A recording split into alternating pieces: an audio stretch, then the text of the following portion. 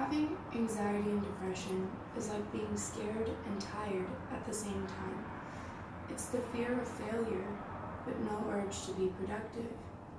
It's wanting friends, but hate socializing. It's wanting to be alone, but not wanting to be lonely. It's feeling everything at once and then feeling paralyzingly numb. How to be supportive of a loved one who is suffering from depression and how to get them help. I'm going to discuss how to recognize the warning signs of depression, what are the causes, and what are the symptoms. Depression and sadness are not the same.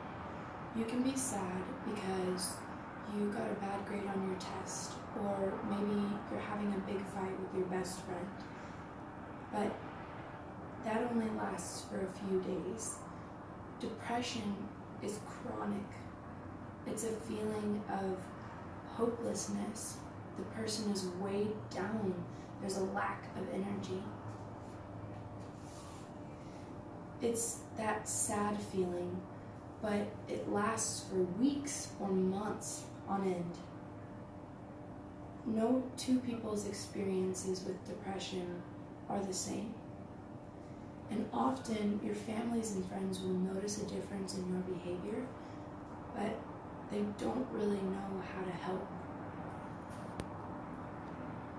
This is an extremely complex mental disorder, and the person who's suffering has absolutely no control over their feelings.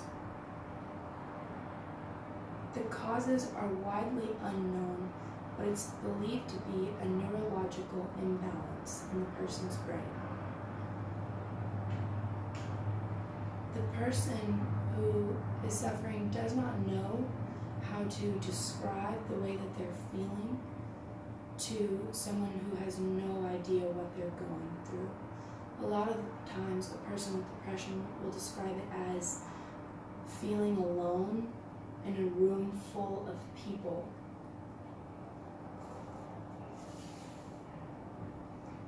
Depression interferes with a person's work schedule, school schedule, their relationships with others, and their overall ability to have fun. It's that sadness, that feeling of hopelessness, or any combination of those symptoms lasting 2 or more weeks. In a vlog interview, The Do's and Don'ts of Loving Someone with Depression, Christy Lee says, the person with depression has this mentality of, I don't want to live if this is how life is going to be. So, how to help? What you shouldn't say. You shouldn't say, think positive, or I was depressed once, or even, why are you depressed? But what you can do is maybe just offer your support. A lot of the times, no words are necessary. It's personal contact, or maybe even just your presence. It's important to know that because depression is chronic, it will not completely go away.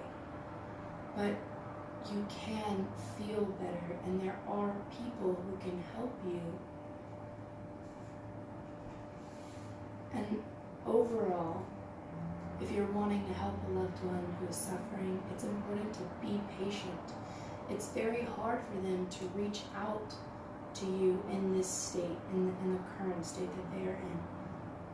So maybe it's you offering to go with them to a doctor's visit, or you offering to do a little bit of research. Depression is a very real and serious mental disorder. It affects more than 5% of Americans at any given year. You can't push healing on anyone.